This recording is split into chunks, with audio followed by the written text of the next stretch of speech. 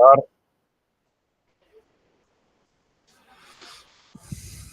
Bueno, hoy vamos a ver la última estructura de datos dinámica.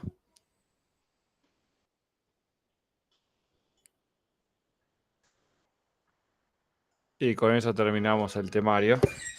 Y después la semana que viene vamos a repasar las mismas estructuras, pero en vez de hechas por nosotros, las estructuras de Java.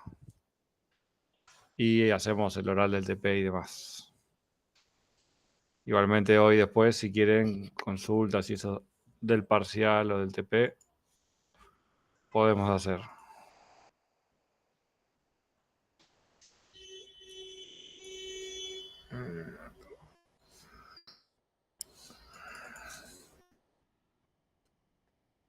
Vamos a compartir.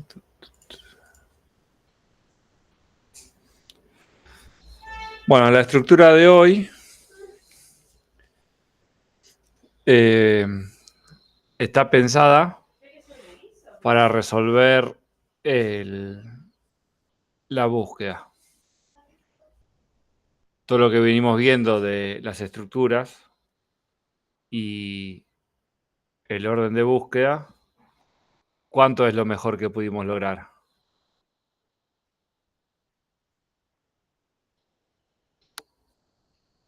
¿O cuál es lo normal?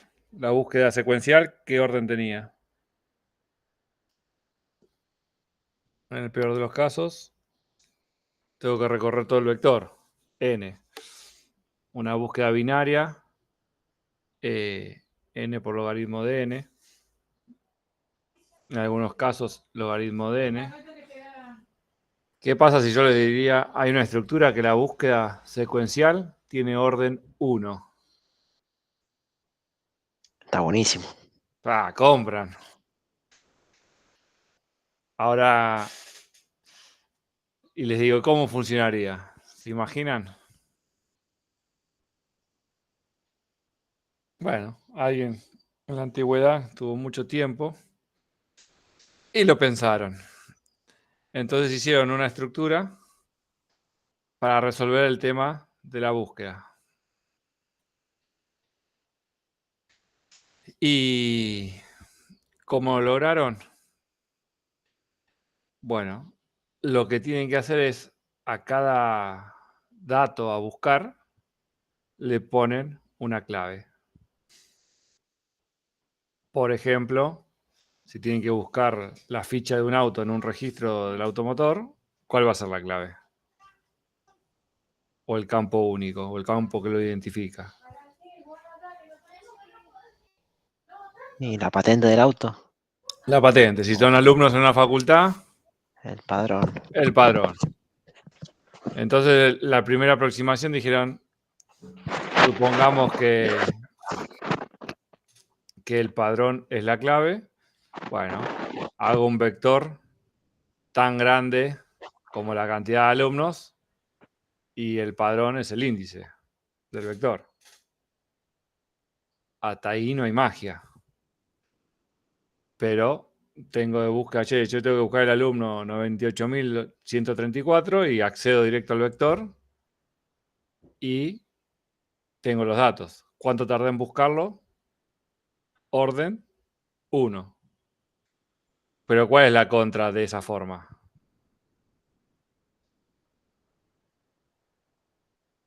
¿Cuánta memoria necesito? Y por cada registro, bastante. Un montón, uno por cada alumno. Sí. Y realmente, ¿cuántos alumnos activos voy a tener?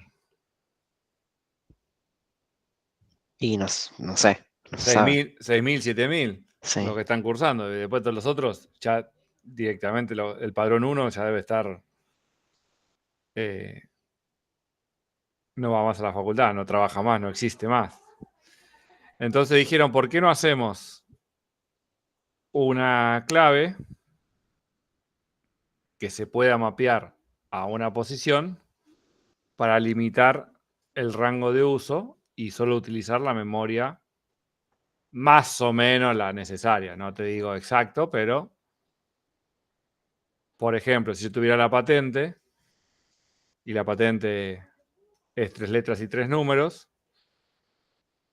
y tengo, por ejemplo, un estacionamiento o una ciudad con pocos autos, hacer que los últimos 2 dígitos sean la posición del vector.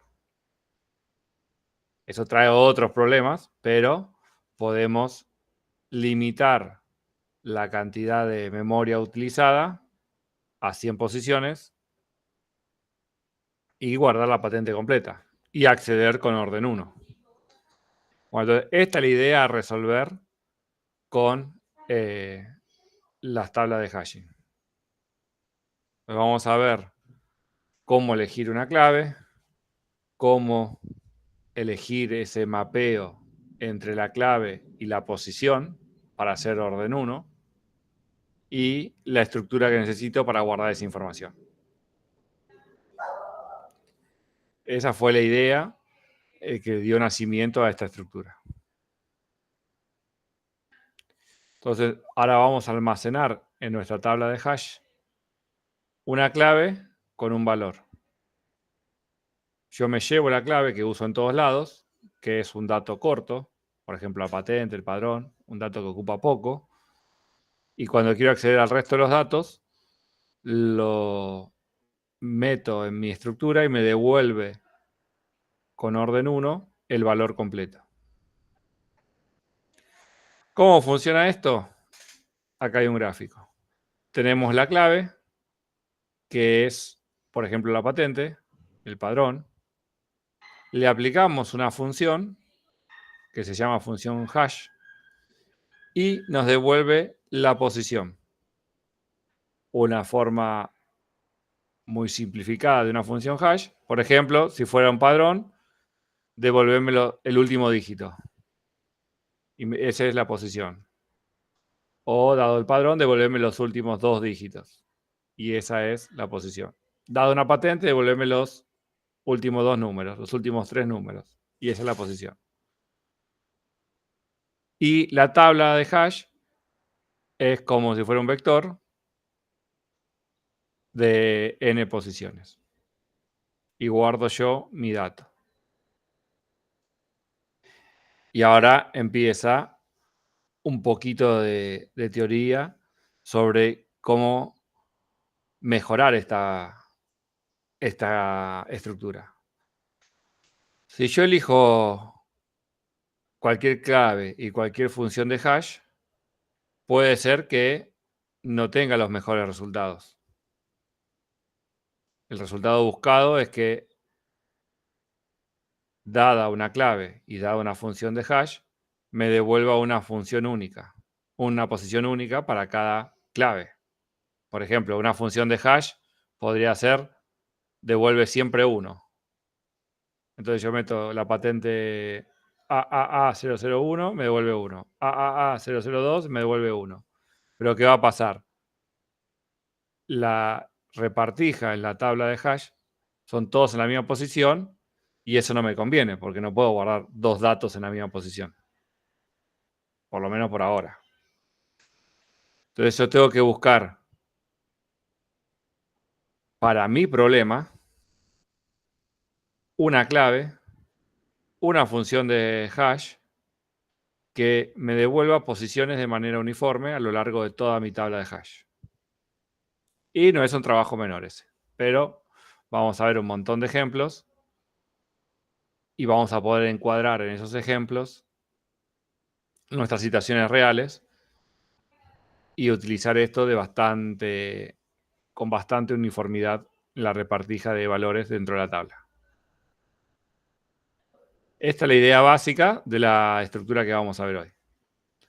De acá van a salir un montón de conceptos. La clave, las distintas funciones de hash, la posición, la tabla, y cuando pase que una posición está ocupada y otra clave distinta caiga en la misma posición, vamos a tener colisiones y vamos a ver cómo resolverlo.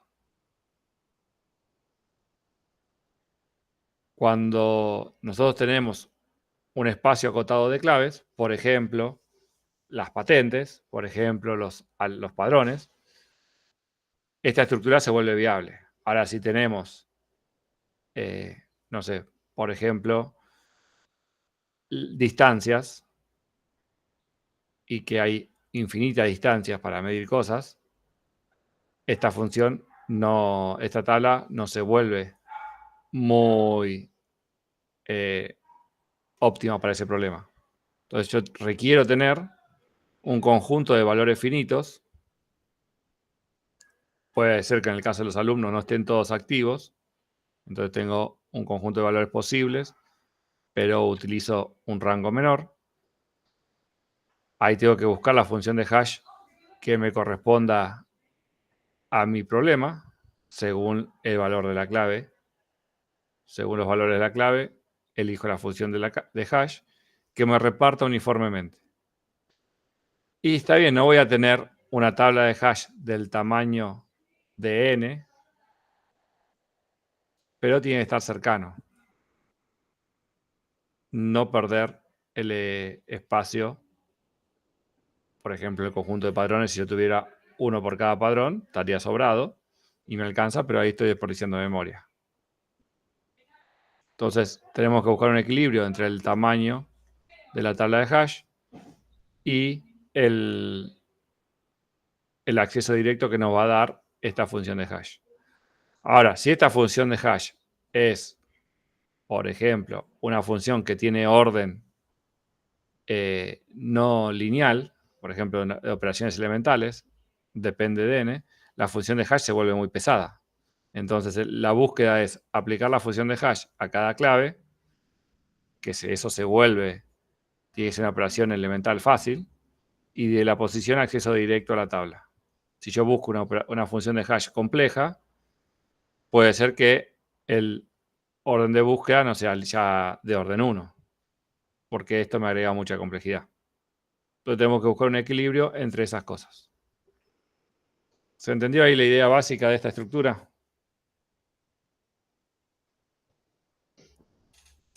Sí, sí. Nuevamente, el dato a guardar va a ser un T y la clave también va a ser otro T. O sea, tenemos un T1 y un T2. La estructura tiene dos parámetros de tipo.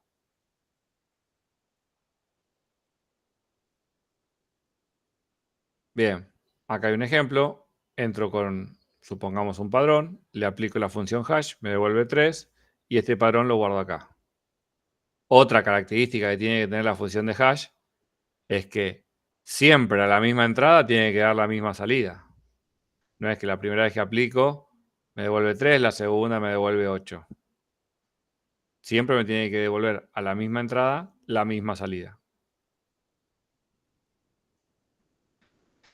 Si yo aplico otra clave distinta a la misma función de hash, esta una vez definida la estructura, la función de hash no cambia durante la instancia de esa estructura y me devuelve la misma posición, acá voy a tener una colisión porque ya está ocupado.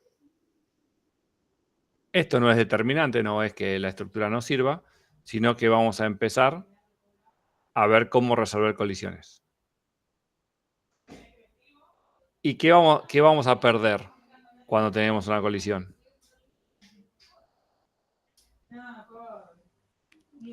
El orden de búsqueda de orden 1, porque vamos a tener que resolver la colisión y eso es trabajo.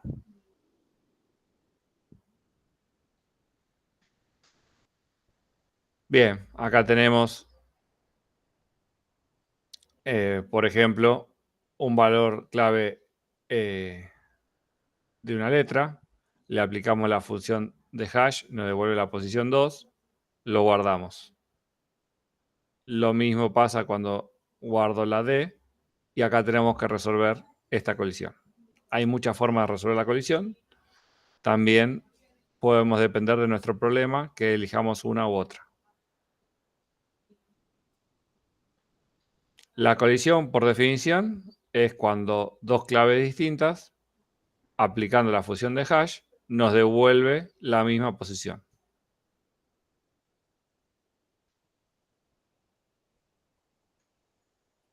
Entonces ahí le llamamos sinónimos.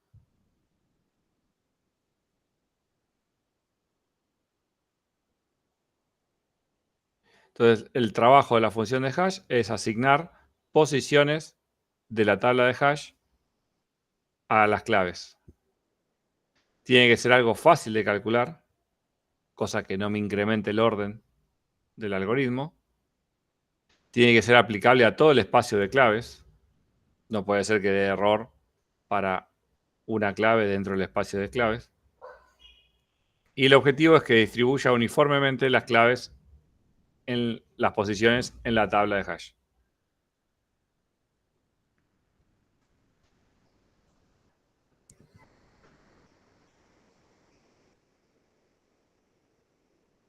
Bueno, acá tenemos otro ejemplo de la tabla de hash.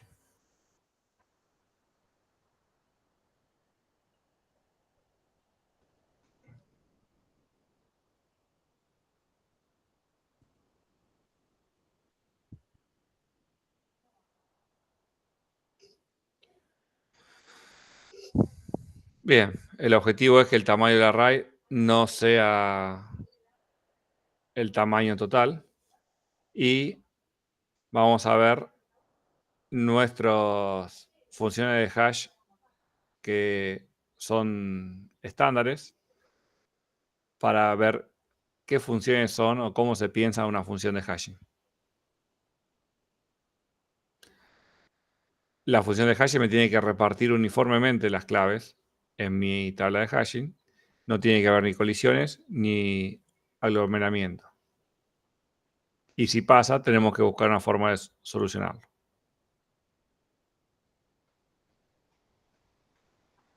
Acá, por ejemplo, una función de hashing es agarrar cada letra, multiplicarla por un número primo y hacer el módulo.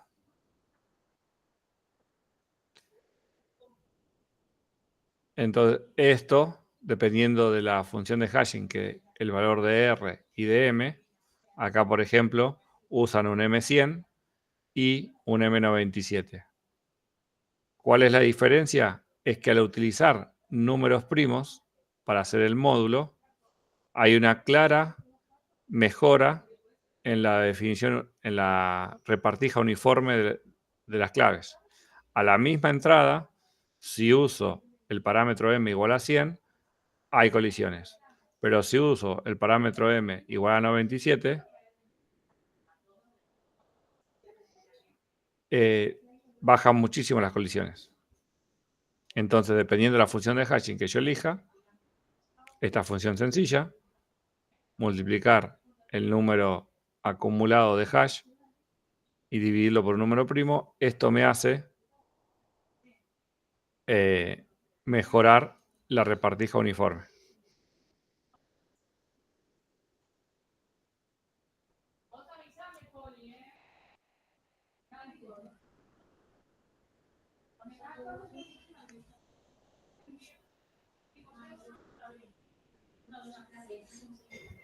Bien, la función de hash, la definición es que es una función, un algoritmo que es aplicable a un conjunto de datos de entrada y devuelve un conjunto de datos de salida. Siempre al mismo conjunto, a la misma entrada, devuelve la misma salida. Otra característica que tiene que tener es que el rango de salida tiene que ser uniforme y secuencial, porque si me devuelve 1, 1.000.000, 10 millones, 100 millones, eso hace que el vector sea muy largo. Tiene que volver 1, 2, 3 las posiciones secuenciales. Una forma fácil de tener una buena función de hashing es la división. Esto divide el valor y yo, depende del divisor que elija, el reparto va a ser más parejo. Entonces, si uso un número primo grande, esto va a hacer que la repartija sea más uniforme. Vamos a ver también cómo acotar la posición al número que yo quiera.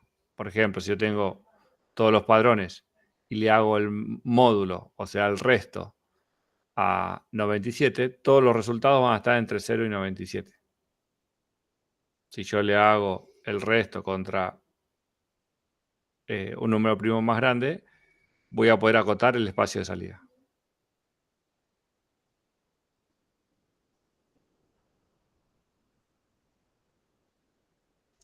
Los divisores posibles, mientras el primo y más grande sea, esto me acomoda en mi tamaño de salida de manera uniforme. No elegir los números no primos.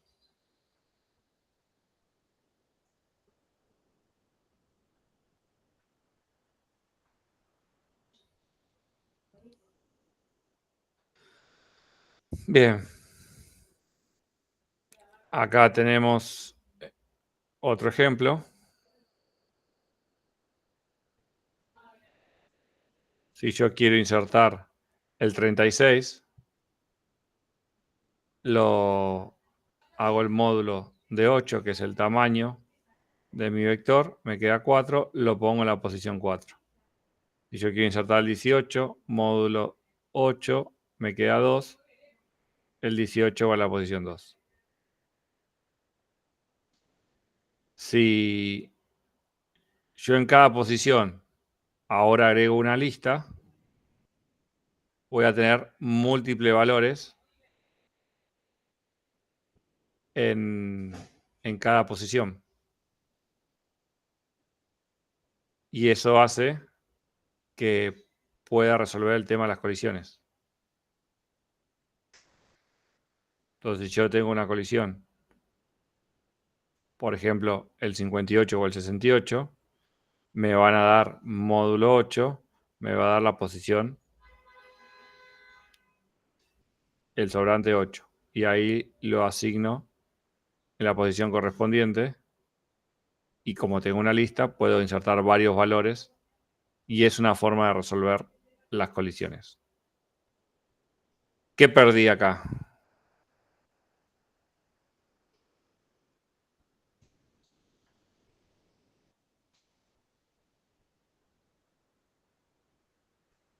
¿Qué sacrifiqué?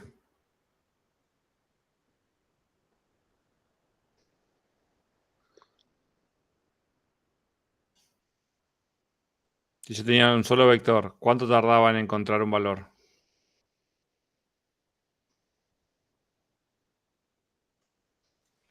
Perdimos el orden, eso había dicho antes, así que... Perdemos el entendí. orden. Acá era orden 1 y acá, ¿qué orden va a ser? N por N. O N. nada que ver. N, N, pero 1 sí, para acceder a la lista. ¿Y la lista qué orden tiene? N. N. Sí, N. Ahora, ¿qué va a pasar? Es el peor de los casos, N. Pero lo normal, la amortizada, ¿va a ser N? No. No, porque es muy probable que la función en el primer momento reparta más parejo. Es decir, o sea, tengo que insertar siempre los que son múltiplos de 8 y sobre 8. Pero bueno, cambié la estructura de la tabla de hashing y me pasa a tener en el orden n.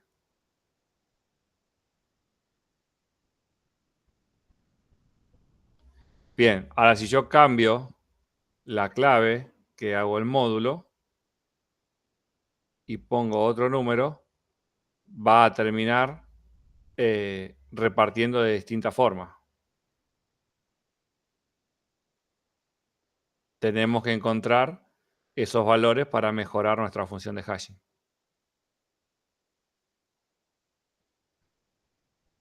Bien, otro método que se suele usar en la función de hashing.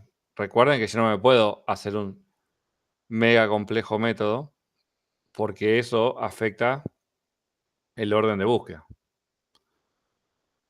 Otro método de la función de hashing es elevar al cuadrado la clave y tomar los dígitos centrales.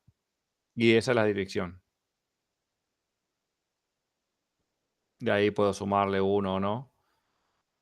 pero dependiendo de mis claves, elevar al cuadrado y tomar los centrales puede ser que reparta bien. O me convenga hacer el módulo con un primo.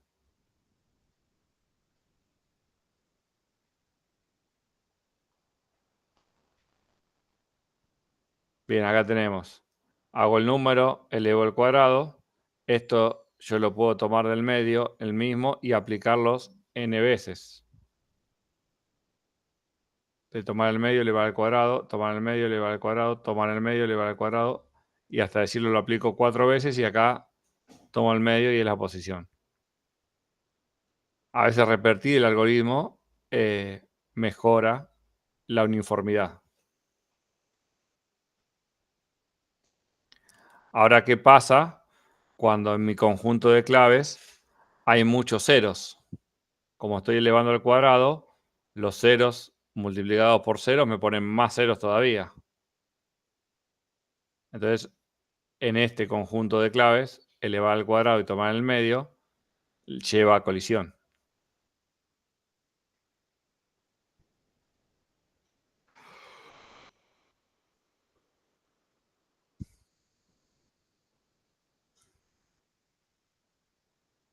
Bueno, otro método de la función de hashing es el método de plegado. Dividimos las claves en partes iguales y las sumamos.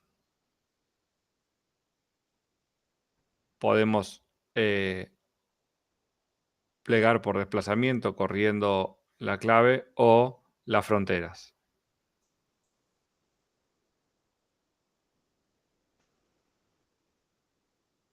Ahí vamos a ver un ejemplo.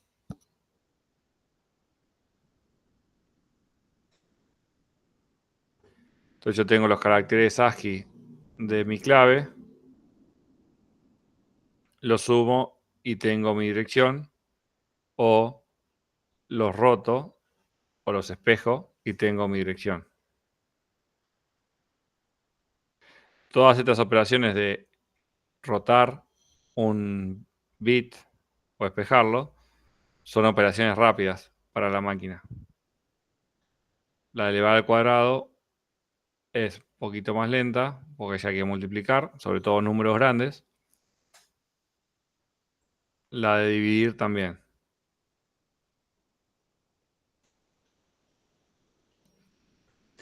También podemos cambiar la base y tenemos otra función de hashing.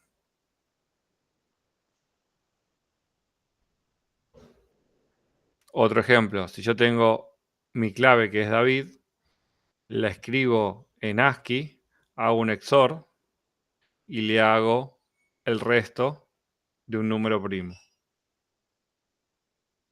Este no es primo, pero si fuera primo tendría mejor uniformidad. Para el tema de multiplicar por 2, se podría hacer un shift, que es más fácil. O es... Sí, pero acá estamos multiplicando el cuadrado, era. Ah, el cuadrado. Este, Entendí cualquier cosa. este era el cuadrado, que es más difícil. Ah, ok, ok. Lo que pasa es que al hacer al cuadrado, como que es más uniforme la repartija. Si yo hago todo por 2, no es tan uniforme. Ahora hago todo por sí mismo y es más uniforme.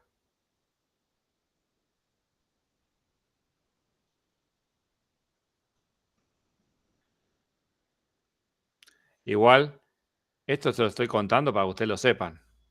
Pero en Java es todo automatizado. Pero sí tienen que saber distintas ideas para poder ser más uniforme.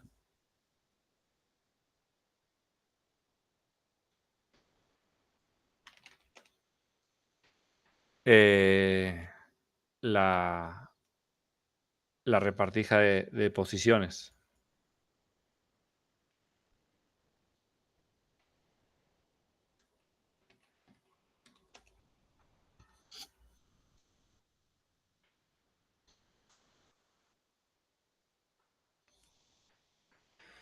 Bien. Acá otra vez, calculamos el cuadrado y nos quedamos con algún número de la zona central. Y esto lo podemos aplicar 2 o 3 veces. doble hash es a cualquier función de hashing o dos distintas, no hace falta que sean las dos iguales, aplicarlas dos veces. Entonces yo cuando quiero hacer una función de hash, hago el módulo y tengo un resultado distinto que si lo hubiera aplicado una sola vez. Bueno, esa lógica se puede aplicar para dos funciones. Justamente acá, por ejemplo, aplicamos esta función de hashing que va a ser el XOR y luego le aplicamos el módulo. Generalmente el módulo viene bárbaro. ¿Para qué? Para pasar de un tamaño gigante de claves a acotado a 26. Siempre el módulo va a devolver algo entre 0 y 25. Entonces es una función que simplifica achicar el vector. Elevar al cuadrado y tomar la parte del medio es lo mismo. Achico el vector.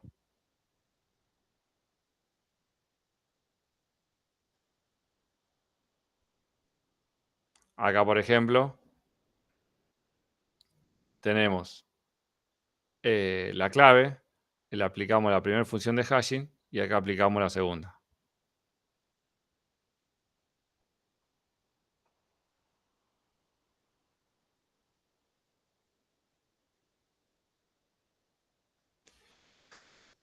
Otra función de hashing es transformación radix. ¿Se acuerda que habíamos visto radix nosotros? ¿O no se acuerdan? ¿Qué era? Yo no me acuerdo, profe. No, yo tampoco. Bueno, era un método de ordenamiento sin comparación, no comparativo. Bueno, eso no tiene nada que ver con esto. Menos mal. Lo único que coincide es que se llama igual. Los métodos no comparativos es un tema en la materia, así que eso sí, repásenlo para el final, que puede caer alguna pregunta de un método no comparativo.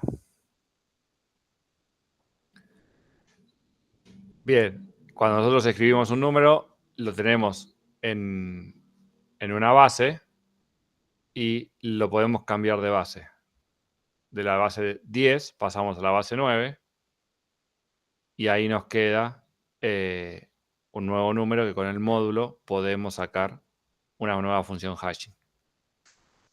O sea, cambiar la base del número tiene una repartija, una función de hashing uniforme.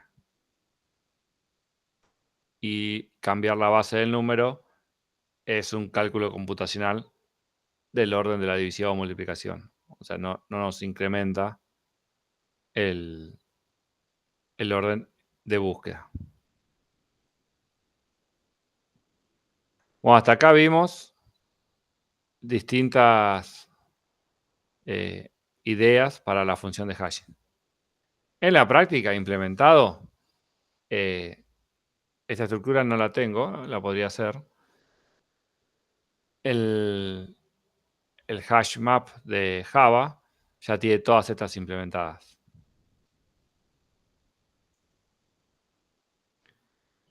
Vamos a la parte de resolver colisiones. ¿Qué hago cuando dos claves distintas, aplicando la función de hashing, me devuelve la misma posición?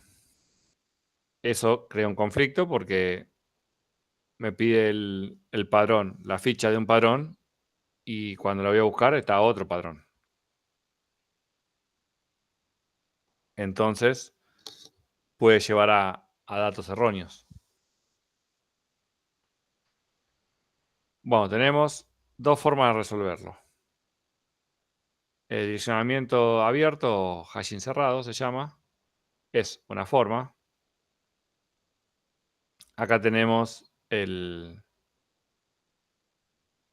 una búsqueda secuencial donde la frecuencia es 1. Yo llego a una posición, llego a la colisión, no está lo que yo quiero y busco secuencialmente hasta encontrarlo. Esto con la estructura que tenemos puede traer varios problemas, porque si está varios ocupado y no llego a encontrar mi valor, cuando esté uno vacío, ahí es como que llegué al final y no lo voy a encontrar. Porque cuando yo quiero insertarlo y está ocupado, sigo secuencialmente de a uno hasta encontrar uno vacío y lo inserto ahí. Pero hay un problema grande que es, ¿qué pasa si viene alguien y me borra una clave?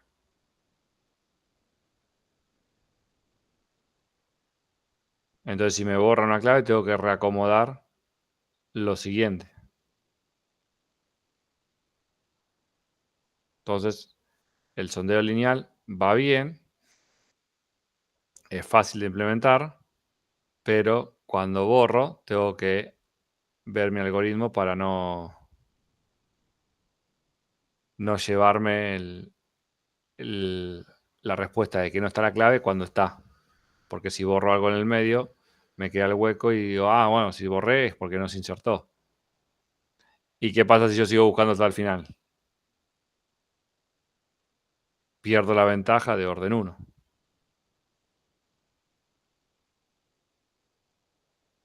Uno de los graves problemas que tiene esto es que si mi función de hashing hay aglomeramiento, quiere decir que hay un sector de la tabla de hashing donde está muy lleno y otro sector muy vacío. Si yo tengo una colisión en el sector que hay aglomeramiento, tiende a aglomerarlo más, porque incremento en 1. Entonces, ya hay aglomeramiento, quiero insertar, y bueno, lo pongo al siguiente. Para eso dijeron el sondeo cuadrático. Bueno, arranco en 1, después en 2, después en 4, después en 8, y ya el aglomeramiento lo voy alejando. Si hay un aglomeramiento, yo al elevar al cuadrado el índice que voy intentando buscar el libre, me voy alejando de la zona de aglomeramiento. Entonces la función cuadrática soluciona esa parte. Otra forma de resolver una colisión es hacer el doble hashing. Aplico el hash, está ocupado, bueno, hago el hash otra vez.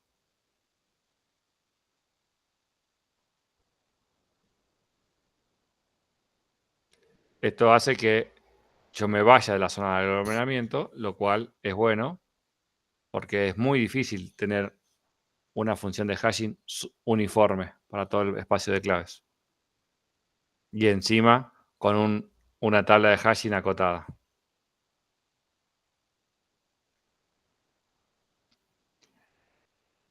También pasa que si yo tengo mi tabla de hashing que tiene tamaño n y mis claves tienen tamaño n, seguro va a haber aglomeramiento y colisiones. Entonces tengo que buscar que la capacidad de completado de mi tabla de hashing esté en un porcentaje. Un límite aceptable es el 80%. Tengo que tener el 20% libre para minimizar las colisiones.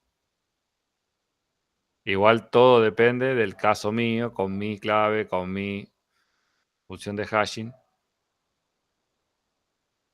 Pero en promedio el 80% genera un nivel de colisionamiento aceptable.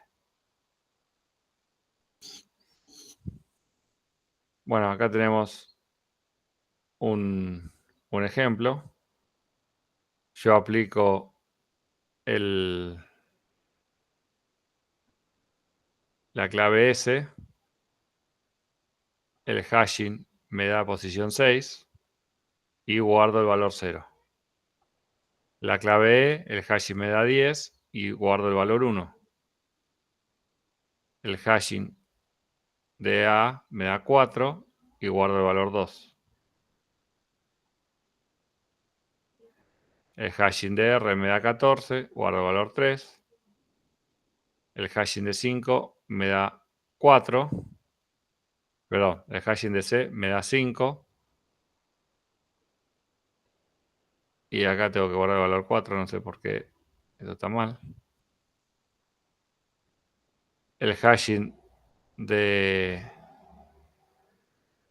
H me da 4. Y cuando yo quiero guardar el valor 5, voy hasta la posición 4 y está ocupada. Entonces empiezo linealmente a encontrar una posición libre. Guardo. Entonces el hashing de H va a seguir dando 4, no 7. Pero cuando yo no lo encuentre, tengo que seguir secuencialmente porque mi resolución de colisiones es lineal. Si hay mucho aglomeramiento, esto se va a estirar y voy a terminar recorriendo secuencialmente todo el vector. Lo mismo cuando hago el hashing de E, me da 10, lo guardo.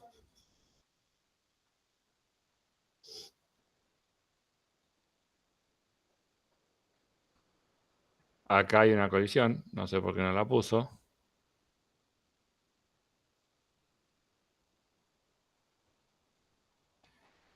El hashing de X me da 15, guardo el 7.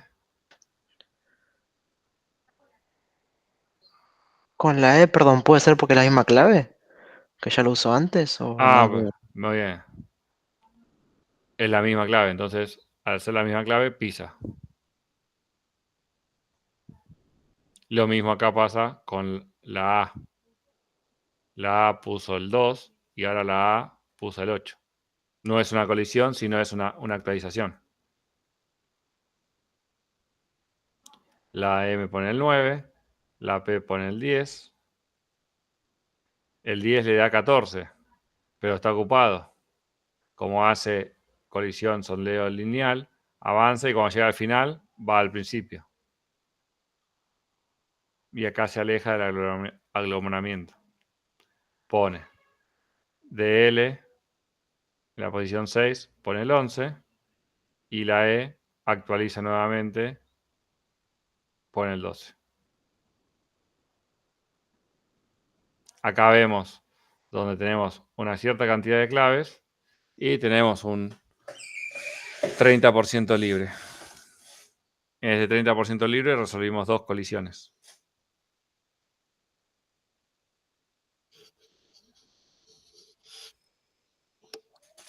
Bien. Usar una lista encadenada para las colisiones. Lo mismo que habíamos visto antes. Por cada posición de mi tabla de hashing, yo voy a tener una lista de valores. Entonces yo puedo tener todas las colisiones que quiera. Lo única contra es que tengo que buscar de manera secuencial en mi lista. Pero queda muy elegante esto. Esto queda como bastante desordenado.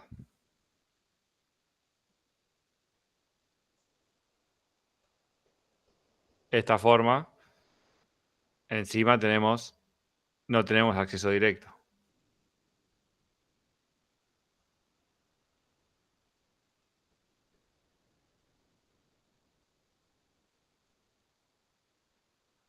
Bien, direccionamiento cerrado. En cada posición de mi vector tengo esta sublista. Y esa sublista no me voy a otro direccionamiento. Es donde llegué está y ahí busco la lista.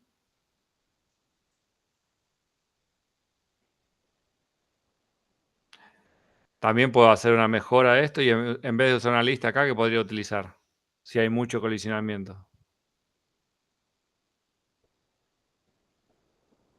¿Qué es mejor para buscar que una lista secuencial?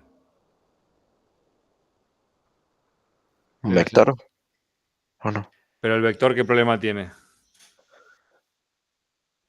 El vector es más rápido para buscar, pero ¿qué problema tiene? Si yo tengo 10 colisiones, 100 colisiones, 1000 colisiones. Podría tener un árbol binario ahí. Un árbol binario y un poquito mejor,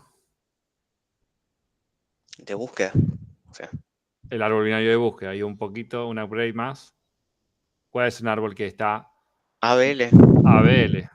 Si yo pongo un árbol balanceado, en vez de una lista, obviamente dependiendo de la cantidad de colisiones que voy a tener o esperar, ya la búsqueda se vuelve, no es más n, sino es n por logaritmo de n. Y es una mejora del diccionamiento cerrado. Y lo bueno es que puedo tener la cantidad de colisiones que tenga, porque sé que van a estar en esa clave.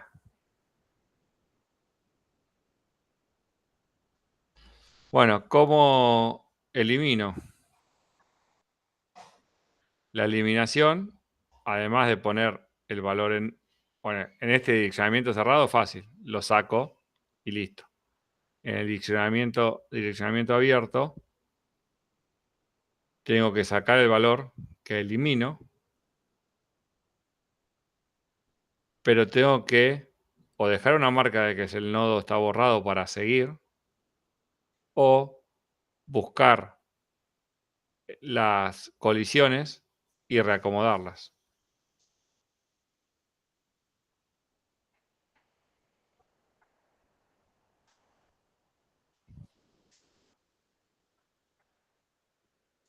Y acá tenemos un ejemplo de donde la búsqueda del sondeo es una cuadrática de un valor.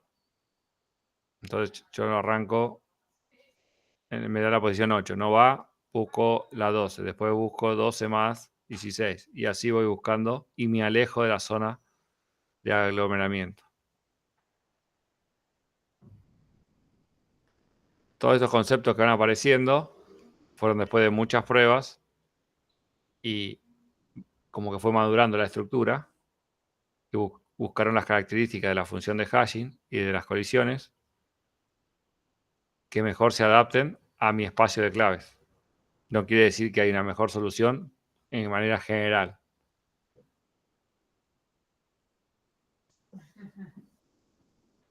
Bueno, acá está el ejemplo de la resolución de colisiones por hashing cerrado, aplicando 2 veces la función de hashing.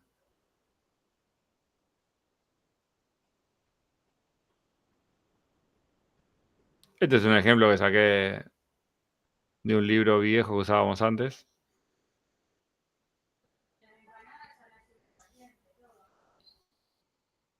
Compara la búsqueda lineal con la cuadrática que vimos hace un rato, con el doble hashing.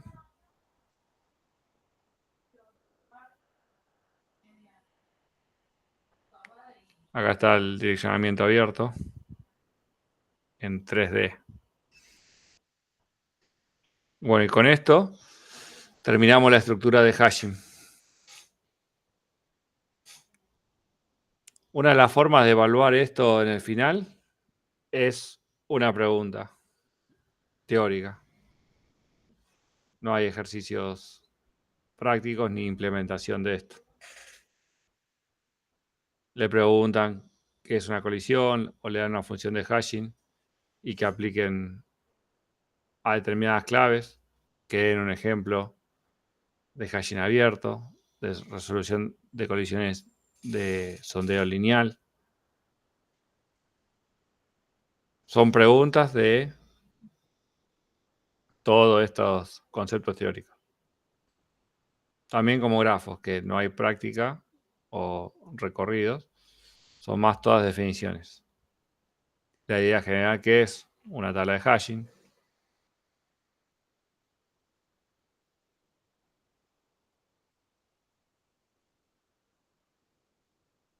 Con la idea que vimos hoy y estudiando un poco, alcanza para el final.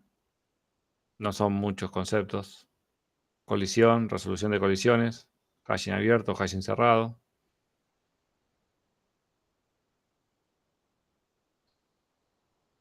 Y con esto terminamos el contenido de la materia.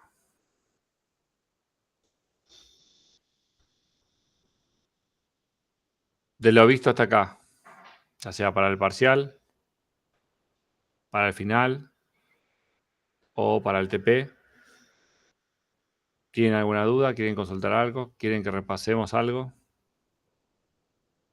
Igual el miércoles que viene vamos a ver las estructuras de Java, la de lista, la de pila, la de cola, todas las estructuras que tienen nativas.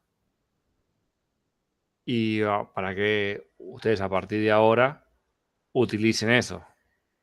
Todo lo que nosotros hicimos es a modo para aprender, para ver cómo se implementa, pero no las van a utilizar en la vida real o laboral. La parte buena es que todos los recorridos, como nosotros siempre implementamos la interfaz de la estructura nativa de Java, todo funciona igual, ¿eh?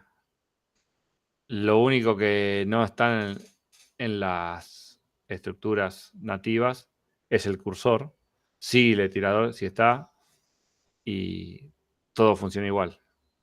Así que no hay un gran cambio. Simplemente utilizamos las estructuras nativas de Java y listo.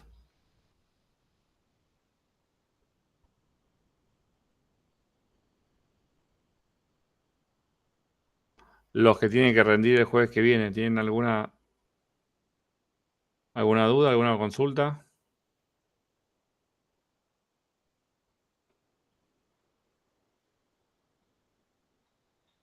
Los que tienen el TP, No, no, de mi parte nada. ¿están puliendo? El fin de. Bien. Fin de largo. Recuerden que el jueves que viene arrancan a rendir, creo que son 7 chicos, 8 serán. Y los grupos que no tengan que rendir nada, rinden a las 7. El miércoles que viene hacemos la grilla de horarios. Y los otros grupos, a medida que van terminando de rendir el punto que les toque, rinden el oral todos juntos. Acuérdense de que tienen que llevar la notebook, está el grupo completo y el TP ya corriendo. Ok. Una consulta, creo que ya lo mencionaste, pero la devolución del TP tampoco es para apurar, ¿no? Pero Seguramente antes del miércoles. la voy a mandar por mail. Ok, Y de última el miércoles, si tienen alguna consulta, lo vemos ahí. está perfecto. Su fin de semana es para hacer TP, mi fin de semana es para corregir TP. Gracias, gracias. Bueno, si no tiene más consultas, nos vemos el miércoles. Yo tengo una pregunta. Dale. ¿El título que le ponen a estos temas es porque se le ocurrió ese título o porque es algo conceptual también, ¿no? Como para resumir. Por ejemplo, cuando dice direccionamiento abierto o hashing cerrado, o sea, ¿tiene algo que ver con las direcciones y tiene algo que ver con si es cerrado que no se puede agregar y que si es abierto se puedan seguir agregando? O sea, ¿va por ahí los títulos o se le El, ocurrió poner? el hashing cerrado. Acá tenemos. El direccionamiento cerrado es que yo direcciono y me quedo ahí. No me voy a otra dirección. En esta dirección que yo quedé, hago la lista, la estructura que fuera que está acá. Pero estoy en esta dirección. En el abierto, llego acá, está ocupado, voy a otra. Vuelvo a direccionar. Claro, ¿y por qué el direccionamiento cerrado es un hashing abierto? No tengo ni la idea, pero Eso, porque, porque capaz, no sé, confunde un poco, capaz que digo, bueno, direccionamiento cerrado es esto, y después me dicen, explica hashing abierto. Y quedo ahí, yo no, sabía que acá es lo mismo, esto o esto. Habría que ver el claro, nombre. A ver si está acá abajo el nombre en inglés.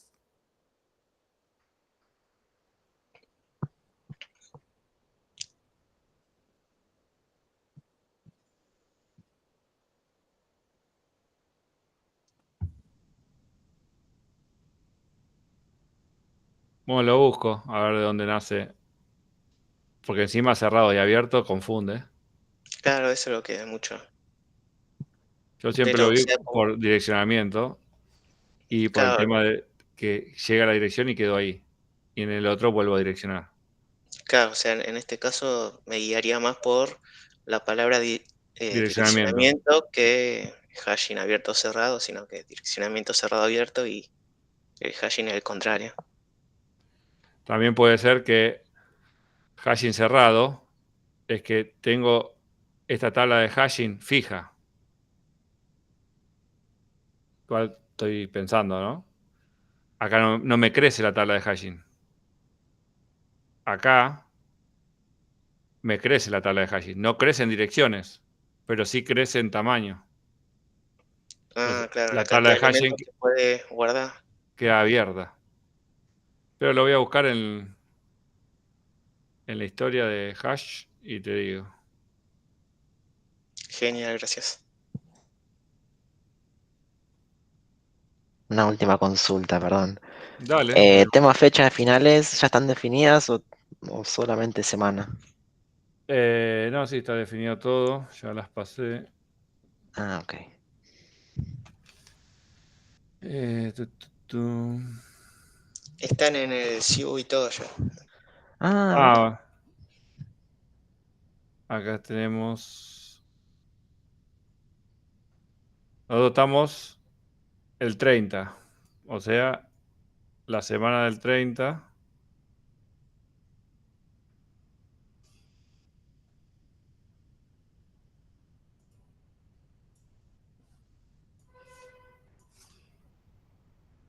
Sí, el primero es el 2 y después el 8 por el tema del 9 y así.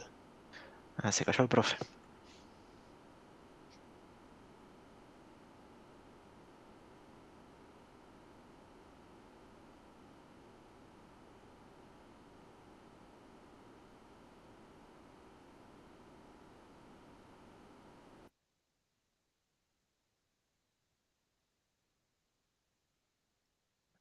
Está muteado, profe, me parece. O no se Le escucha. chinguea Ahí el va. close del calendario. Bueno, la semana del 30, o sea que es el miércoles. El miércoles 2 está. Todos los miércoles, salvo el 9 de mayo, el 9 de julio, que es feriado, es el 8, Perfecto.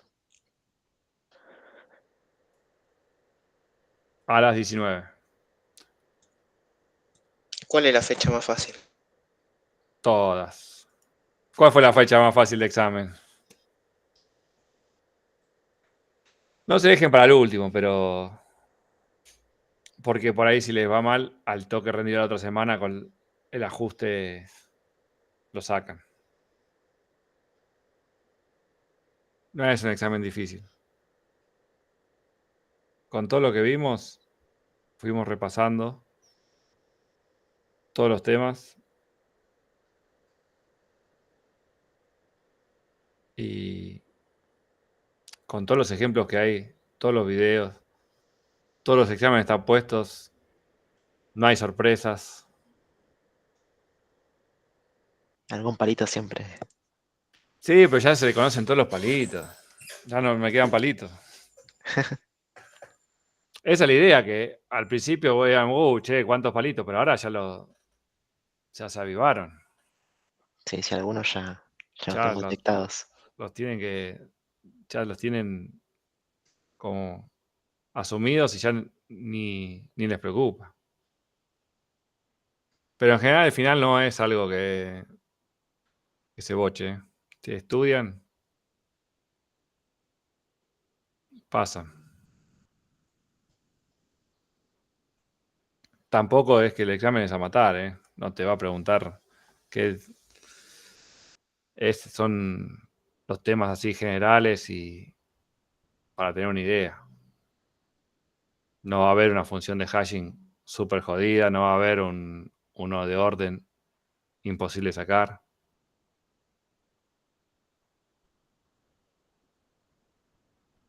Con todo lo que vimos en clase y practicamos, sale. Y con todos los videos y todo lo que los exámenes están puestos todos en en el Git. No hay sorpresas. Y tienen una estructura bien definida. Acá está todo. Y final que voy haciendo, final que lo subo. Antes pasaba que la cátedra que estaba el titular anterior era una incógnita que se tomaba. Y no es la idea. La idea es que sepan que se toma y ir tomando un poquito distinto, pero hashing tampoco hay tantas preguntas. La función, qué es, colisiones, cómo resolver y se acabó. De árboles siempre lo mismo, insertar, recorrer, cómo es la estructura, algo para que me dé cuenta de que ustedes saben cuando les hago una pregunta. De grafos hay 40 cositas, que es más pesado y es más teórico, pero no es algo que hay que estudiar un mes. Ya viniendo el cuatrimestre todas las clases, o sea, los que vienen siempre, los 10, 15 que vienen siempre, se llevan bastante ganado para el final.